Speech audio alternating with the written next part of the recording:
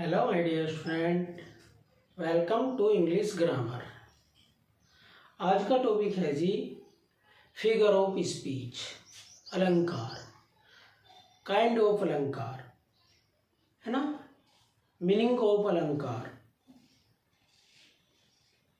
तो स्टूडेंट, आज हम आपको फिगर ऑफ स्पीच पढ़ाने वाले हैं, है ना, और इसे हम हिंदी और इंग्लिश दोनों में ही आपको समझाएंगे। ठीक है जी।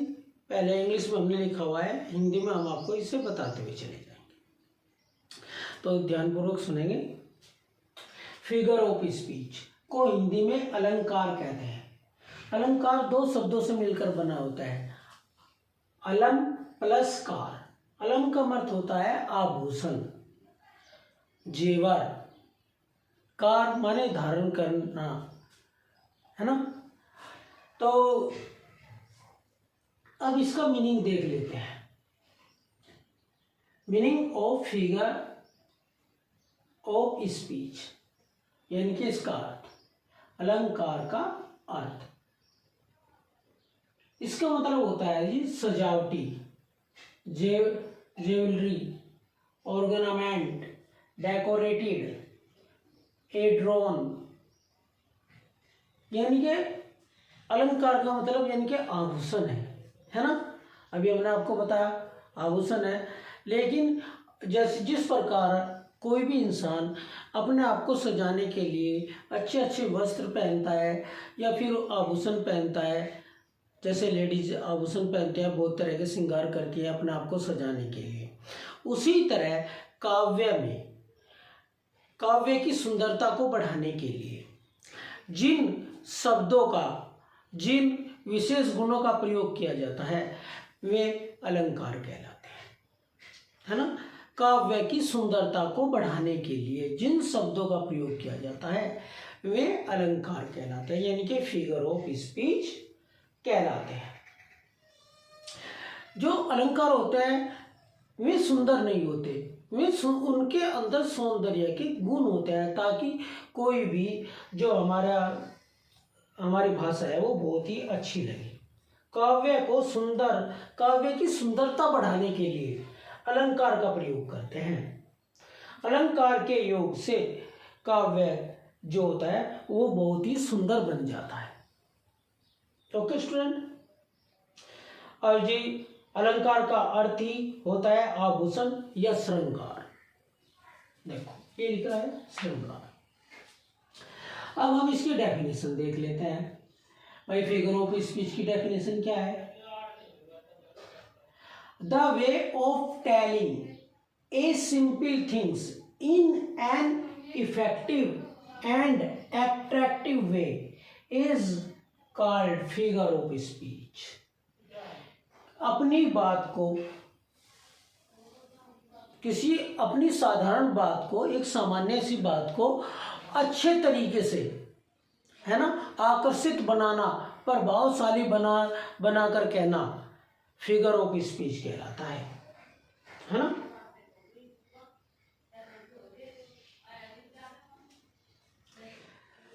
या एक और ले लीजिए, a figure of speech is an impression of quality that enhance the beauty of the poetry is called figure of speech.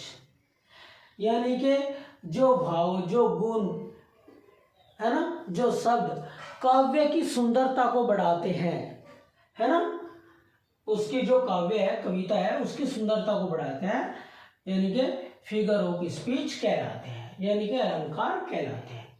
जैसे कि एग्जांपल ले लो, हर फेस लाइक ए मून। भाई हम यह भी कह सकते थे कि उसका जो चेहरा है वो सुंदर है, लेकिन हमने क्या कहा? हर फेस लाइक ए मून, यानी कि उसका जो चेहरा है वो चंद्रमा के समान है ना। तो यहाँ से जो ये लाइक का प्रयोग, मून का प्रयोग किया गया, ये उसका चेहरा जो है वो चांद थोड़ा ही है, लेकिन चांद जैसा सुंदर है, दिखता है ऐसा। तो जो ये मून है यहाँ पे, ये फिगर ऑफ स्पीच है, यानी कि अलंकार है। ये सिर्फ इस सेंटेंस की जो सुंदरता है उसे बढ़ा रहा है। समझ रहे हैं ना आप? तो जी kind of figure of speech, अलंकार के भेद है जी। There are two type of figure of speech. अलंकार के दो भेद होते हैं भाई, दो प्रकार के अलंकार होते हैं। कौन कौन से होते हैं? एक तो होता है पैरोनोमेसिया, इसे हम वर्ड ऑफ माउथ भी कहते हैं, और इसे हम रेटिक भी कहते हैं, और हिंदी में इसका अर्थ होता है शब्दालंकार, है ना। सब हिंदी में कहते हैं इसे शब्दालंकार। नंबर दो होता है सेंस फिगर या फिगर ऑफ थॉट, इसे हिंदी में कहते हैं अर्थालंकार, है ना जी। तो इसे हिंदी में अर्थालंकार कहते हैं। अब है जी डेफिनेशन ऑफ द पैरोनोमेसिया, है ना। इसकी डेफिनेशन क्या है? शब्दालंकार की परिभाषा, on the basic of the word where the miracle are seen in the poetry there is paronomasia. यानी कि जहां वाक्य में शब्द के आधार पर कोई चमत्कार देखने को मिले वही शब्दालंकार होता है, हाँ? कहीं भी शब्द के प्रयोग के कारण वाक्य में सौंदर्य उत्पन्न होता हो, है ना, यानी कि शब्द के कारण चमत्कार उत्पन्न होता हो, तो वहां शब्दालंकार होता है। ठीक है जी। यानी कि वो वाक्य बहुत सुंदर होगा, वो काव्य शब्द के द्वारा शब्द का प्रयोग करने से, उस शब्द का प्रयोग करने से उसमें सुंदरता आ गई हो, या वो बहुत अच्छा लग रहा हो, है ना, शब्द के कारण, तो वहां शब्दालंकार होता है। देखिए फिगर ऑफ स्पीच में शब्द और अर्थ दोनों समान होते हैं, इनकी जो स्थिति होती है दोनों की समान होती है, एक जैसी स्थिति होती है। ये नहीं कि भाई एक बड़ा होगा एक छोटा होगा, दोनों बराबर है ना। जहाँ शब्द के कारण सुंदरता उत्पन्न होगी शब्दालंकार होगा, जहाँ अर्थ के कारण सुंदरता उत्पन्न होगी, अर्थ के कारण वाक्य में काव्य में चमत्कार देखने को मिलेगा, तो वहाँ अर्थालंकार होगा। दोनों एक दूसरे के विपरीत है ना। तो जी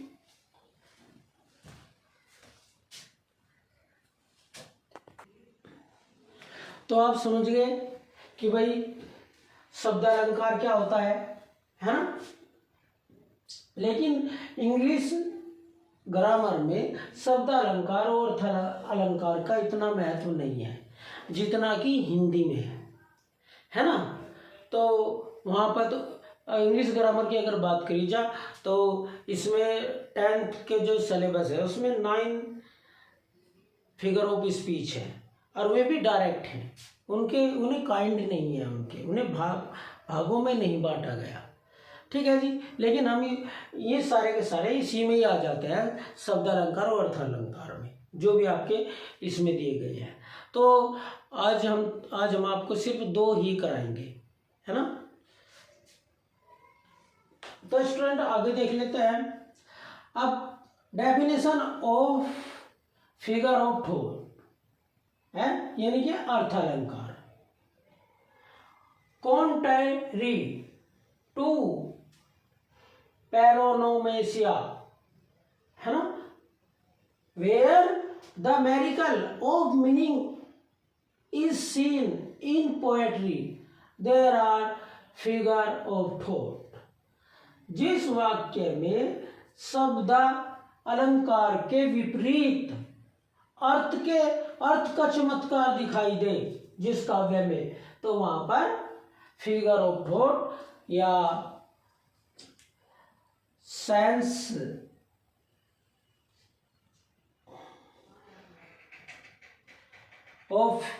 फिगर होता है ना ये sense figure. Kind of figure of thought या सेंस फिगर। अर्थ अलंकार के भेद। नंबर 1 सिमिली यानी कि उपमा। सिमिली का मतलब होता है उपमा।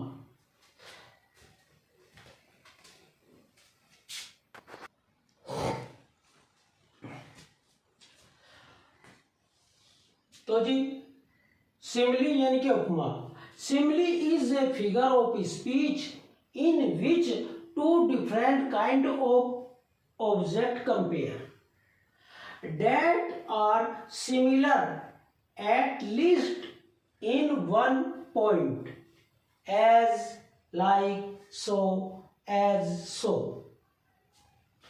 ध्यान से समझिए सिमिली है क्या। सिमिली वहां पर होता है, वो उस सेंटेंस में होता है, उस वाक्य में सिमिली पाया जाता है जहां पर दो वस्तुओं के आपस में कंपैरिजन किया जाए, है ना। जहां दो वस्तुओं का आपस में कंपैरिजन किया जाए लेकिन वे डिफरेंट होनी चाहिए, यानी आदमी की तुलना आप आदमी से नहीं कर सकते, ठीक है ना।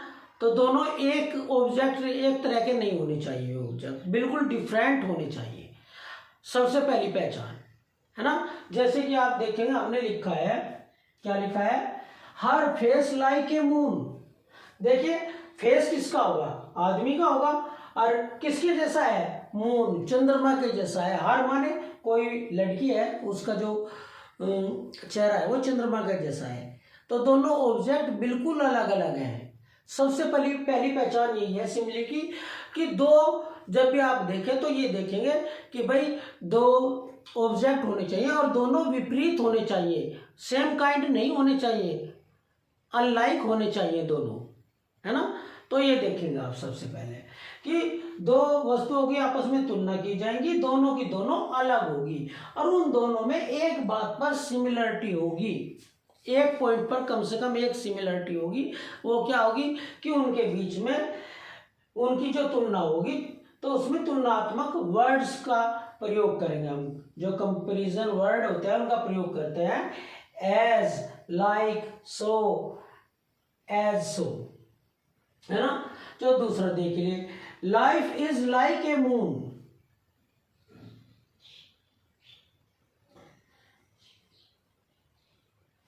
ये गलत हो गया भाई, यहां पे मून नहीं है ना, life is like a dream, DREAM, dream. तो देख सकते हैं लाइफ जीवन है और जो ड्रीम है वो बिल्कुल अलग ऑब्जेक्ट है, उस दोनों में कोई समानता नहीं है, दोनों लाइक है ना।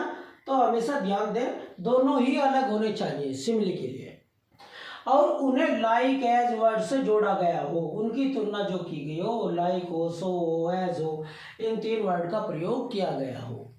तो इसमें दो अलग अलग ऑब्जेक्ट की आपस में तुलना की गई है और बीच में इन्हें लाइक से जोड़ दिया गया। जहां भी आपको लाइक दिखाई दे तो आप सोच सकते हैं वहां सिमिली फिगर ऑफ स्पीच है ना। तो जीवन जो है वो सपन के जैसा है, सपने के जैसा है। As cool as a cucumber, यानी कि इतना ठंडा है जितना कि खीरा है। कितना ठंडा है, जितना कि खीरा। दो अलग अलग ऑब्जेक्ट है तो उसकी तुलना, एक ऑब्जेक्ट है एक इंसान है ना, तो उनकी तुलना इससे की गई है, खीरे से। एज, जैसे। अब देखो ये तो हमारा सिमिली खत्म हो गया। अब हम मेटाफर की बात करते हैं। मेटाफर का मतलब होता है जी रूपक। कौन सा होता है, रूपक। Metaphor is a figure of speech in which the two object are compared but compared word like, as, so are not used। देखिए इसमें सिमिली में तो हम कंपेयर वर्ड का यूज करते हैं, जो मेटाफर होता है वहाँ हम कंपेयर वर्ड का प्रयोग नहीं करते। उसमें लाइक नहीं आने का, सो नहीं आने का, एज नहीं आने का, है ना। तो हम इसमें इनका प्रयोग नहीं करेंगे, ठीक है जी। तो इसमें दो ऑब्जेक्ट एक जैसे हो सकते हैं, है ना, बिल्कुल अलग अलग नहीं हो सकते, है ना। देखिए जैसा का शिप ऑफ डिजर्ट, रेगिस्तान का जहाज, है ना। तो इसमें जो लाइक वर्ड है यानी कि कंपेयर वर्ड है उनका प्रयोग नहीं है। Kalidas is the Shakespeare of India, है ना। तो यहाँ जो कालिदास है वो भारत का शेक्सपियर है। शेक्सपियर और कालिदास की तुलना की गई है, दोनों इंसान है ना। आप देख सकते हैं दोनों लाइक एक जैसे हैं, सेम काइंड है ना। तो इन दोनों की हमने तुलना की गई और लाइक वर्ड भी नहीं है। अगर सेम काइंड है, आदमी आदमी की तुलना हो रही, जानवर जानवर की हो रही, वस्तु वस्तु की तुलना हो रही, तो आप सोच लीजिए मेटाफर है, बस उसमें वर्ड नहीं होने चाहिए। कौन से वर्ड नहीं होने चाहिए? लाइक एज सो फार, तो ये वर्ड नहीं होने चाहिए। या शिप ऑफ डिजर्ट, है ना, कौन है? कैमल, कैमल से ऊंट से हो रही है। शिप क्या होता है? शिप माने पानी का जहाज होता है। उसे क्या कहा जा रहा है, किससे तुलना की जा रही है? उसकी कैमल से की जा रही है, ऊंट से की जा रही है। भाई शिप ऑफ डिजर्ट कौन होता है? कैमल ही तो होता है ना, है ना। तो लेकिन इसमें देखो दो वस्तु है, एक तो जीव है ना, एक शिप है। दोनों की आपस में तुलना की गई, लेकिन है तो दोनों अलग अलग, सेम काइंड नहीं है, लेकिन इनमें उसके वर्ड नहीं है, लाइक नहीं है, सो नहीं है। तो इसलिए क्या है? मेटाफर है, यानी कि रूपक है। ओके स्टूडेंट, आपको समझ में आ रहा होगा। ये पहचान रखनी जरूरी है, कहाँ रूपक होता है, कहाँ मेटाफर होता है।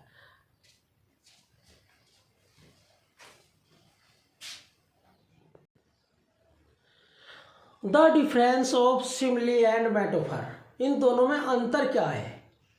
देखिए simile has more word than metaphor, simile में ज़्यादा वर्ड होते हैं मेटाफर के अपेक्षा, है ना।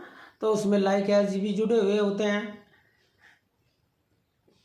Metaphor is more effective than simile. जो मेटाफर होता है यानी कि जो रूपक होता है ना, वो उपमा से ज्यादा प्रभावशाली होता है। There are use compare word as like so as so in simile. Simile के अंदर हम कंपेयर वर्ड का प्रयोग करते हैं, जबकि there are no use compare word in metaphor, है। जबकि हम जो मेटाफर होता है उनमें कंपेयर वर्ड जो होते हैं सो लाइक एज यूज, इनका प्रयोग नहीं करते। ओके स्टूडेंट, तो आप स्टूडेंट हमने इसके आज 2 ही कराए हैं, जो बचे हुए आपके फिगर ऑफ स्पीच हैं वे नेक्स्ट वीडियो में आ जाएंगे, पार्ट 1 था।